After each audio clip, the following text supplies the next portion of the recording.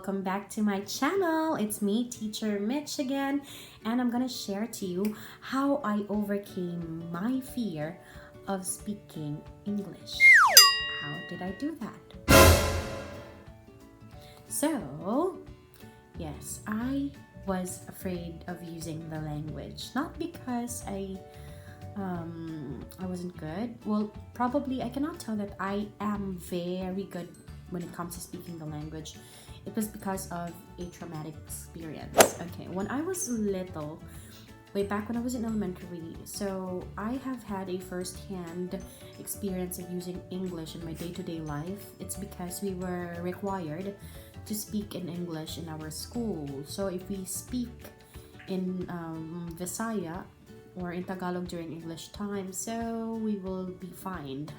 That means we'd have to pay a sum of money, a little amount of course, per word. That's why we were forced to speak in English, even if I didn't like English.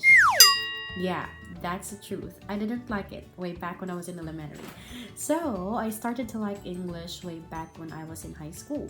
That was when I was in first year. I met this teacher, Mrs. Liamera, Sheila Liamera. Her name, if you're watching, I really am inspired by you. Okay, now guys, so when I was in high school, I was overly confident that I am good in English. Okay, I was overly confident that I just wanted to speak in English like most of the time. Okay, but not necessarily when I'm conversing with my friends, but whenever there are recitations, I am overly confident, like the one that you call pabida in the klase. Okay. I always want to get code. I always want to be the first one to answer the questions, like the typical pabida thing that you can see in the class. The ones whom most of the classmates do get annoyed with. Yeah. So now here comes when I was in fourth year high school, I joined this competition called Extemporaneous Speaking. It's smart talking right now. And I did not prepare. I was overly confident because I knew to myself that I could answer questions. Okay, whenever somebody asks me questions or in the classroom, I'm good. I can answer them very well. Okay, I can tell that very well because I have lots of ideas. However, time came when the competition was on, and I saw my competitors and they were like, OMG, are they lawyers? It's like they've memorized their lines. It's like they've been practicing forever. And I was there sitting like a potato and trying so hard not to feel embarrassed and not to show my fear. I was like in a state of anxiety. I was very anxious. And you know, extemporaneous speaking, I'll just explain to you how this works. Well, extemporaneous speaking is some kind of a competition wherein you will be timed. You will be given some time, and then you'll have to prepare your speech. But you'll just have to, you know, you're not going to write anything. You just have to remember the keywords, and then you'll have to speak for the question you're given. You know, during that time, at first it was okay. It was okay. I could talk. However, in between, like there was a span, I think that was 3 minutes, I'm not so sure. So we had to reach 3 minutes, but after a minute, oh my gosh, I blacked out. I couldn't remember anything. I couldn't even remember the question. Okay? And I can remember the question. How can you tell that Noynoy Aquino is a good president? That was the question. See, it was very easy. Okay, I can still remember the question because it was really traumatic. Okay, just imagine how long has that been? It was like 2011, 9 years ago, but still I can remember it. It's because it was really traumatic. Okay, well, not 2011. Let me tell you, it's 2010. That's been 10 years ago, but still I can remember it. Okay, now, yeah, and that's it. Right after that day, my baga face has been lessened. It's like I've scrubbed it for like 100 times, and I started to stop it. I started to be meek. I was afraid of speaking myself off. I was even scared of reciting in front of the class. Yeah, I lost my confidence. Definitely, I did. Okay, now, when I was in college, I was still like that. However, I'm confident when it comes to like doing class discussions, doing reportings inside the class, because you see, those people whom you're gonna be classmates with when you're in college, they're gonna be with you like in your entire college life. So I was confident inside the class, but outside, no. It's like, yeah, I'm just scared to show off. Okay, now how did I overcome that? I overcame that fear by talking to myself in front of the mirror. I watched movies. Like what I told you, I've mentioned it in my previous vlog, that I have this best friend, Kikai. She's how do I say? She's a fan of English movies. Her family actually, and I was like an adopted child. Hi, Kikai. I was like an adopted child in their household. So they keep on watching movies, and aside from watching movies, they kind of listen to like not necessarily podcasts, but they watch movies with subtitles and all. They do that, and my listening skill wasn't good at all. Okay, so I kept on practicing to myself, and there were even times when I get to talk to myself in the mirror, and I copy some lines from books. I read from the book, and then I look at myself in the mirror and try to enunciate. I was actually very exaggerated when I would pronounce some words way back, because I really wanted to copy them, and as well as their speaking pace. And I tried to speak like really fast just so I can cope with them. You know, my English speaking skill is actually not perfect. It actually has lots of flaws. Like right now, earlier I've just repeated some words. Yeah, because I tend to stutter. Okay, now let me tell you my first tip for you. First tip, okay? Be confident. How should I be confident? That's kind of difficult. Think that you're not the only one who's afraid of speaking in English. That person is speaking to you, like me, right now. I might be afraid to speak in English and to speak up my mind, even though I can speak in English. Okay? Do not be afraid to speak in English. Okay? That's it. Number 2. Never think that English is difficult.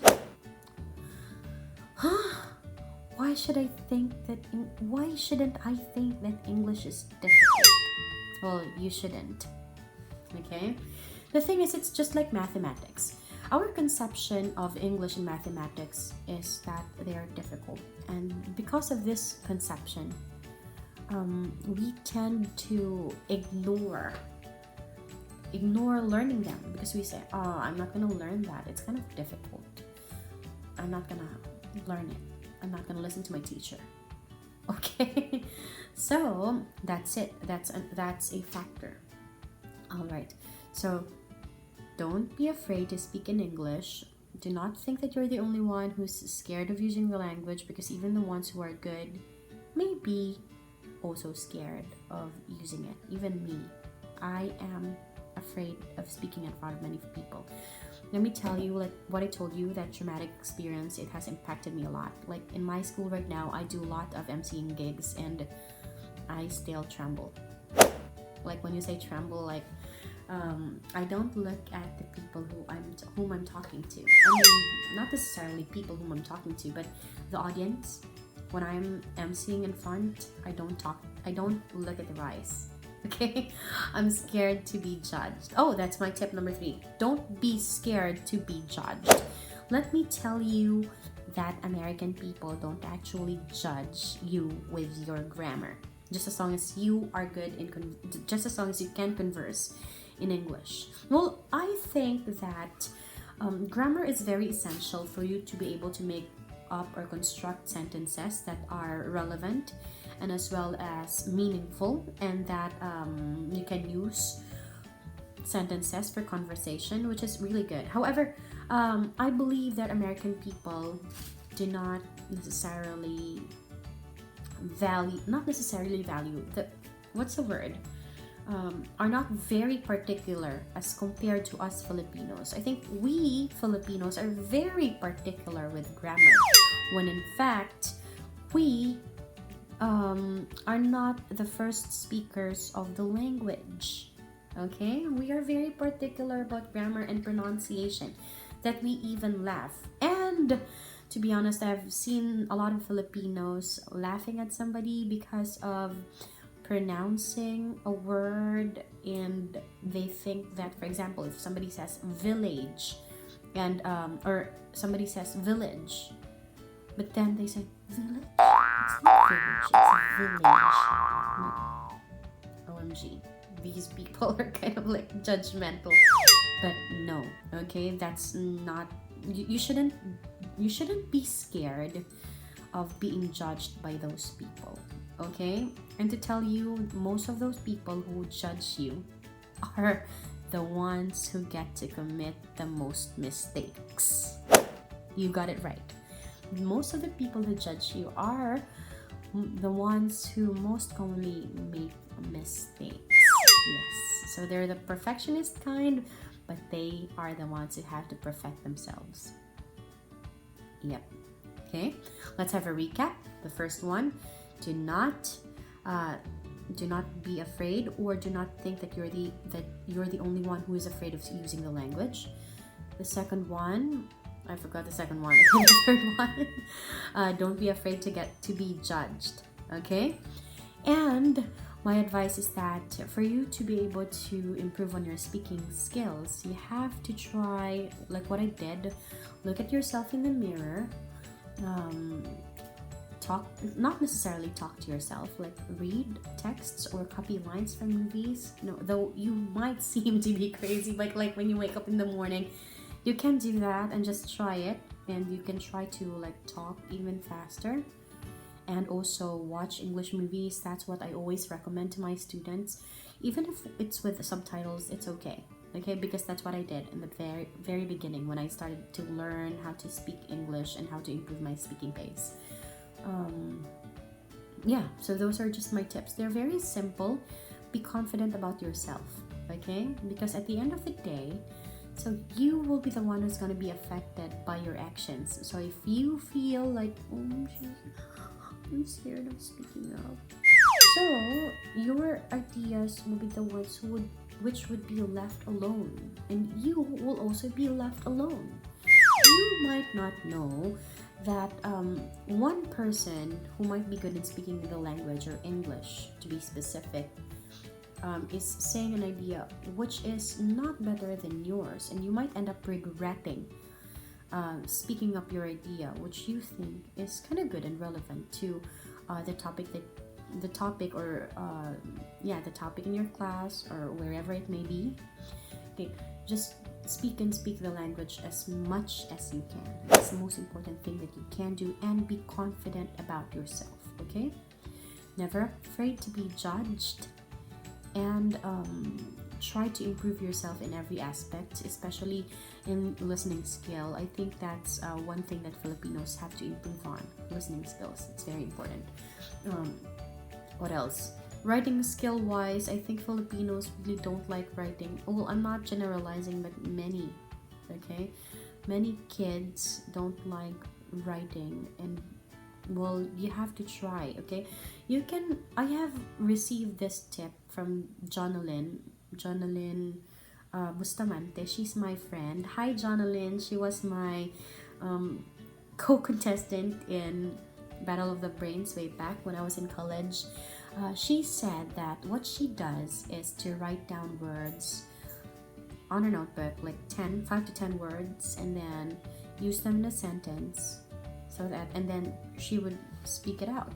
She would read it out aloud and then look at herself in the mirror and try to enunciate them well. So that's it. Okay, you can do that. Also, do not be afraid to get corrected. If somebody tells you, hey, hey John, I think you have got to improve on your English. Be open-minded, okay? Because that's one way you can learn, okay? Now again, let's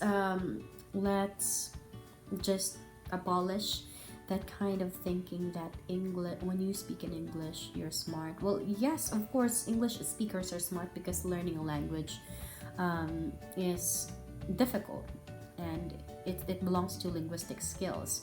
Okay, but let me emphasize to you that it doesn't necessarily mean that you have to be perfect when it comes to your grammar, okay? What you need to improve is your way of communicating with people. And to tell you again, when you communicate with people, it doesn't necessarily mean that your grammar should be flawless, okay? Take it from me. I've had lots of negative experience with regards to speaking in English, but I have overcome it. And also credits to my experience in online teaching. That's when I have improved my speaking skills. I have not improved my speaking. I'm not like this way back when I was in college. Well, I can speak, but then I was a bit timid. Okay, well, I'm not sure if I really was timid, but I can tell myself that I was timid way back. As it's completely different as how I was way back. Yeah. Okay, so just follow those steps that I told you and you're good to go. Okay, be confident about yourself, and of course you are the only one who's gonna benefit from the actions that you're doing. So try your best, try hard, even if they say that you're trying hard. Okay, that's actually a good thing, to try hard. Okay, see you on my next vlog, and I hope I helped you with these advice, and see you guys. Have a great day. Bye. Hey guys, if you like this video, please give this a thumbs up, and don't forget to subscribe to my channel. Just click the subscribe button, and also if you want to be notified with my latest vlogs or videos, please click the bell button. Okay, so I'm gonna see you on my next video.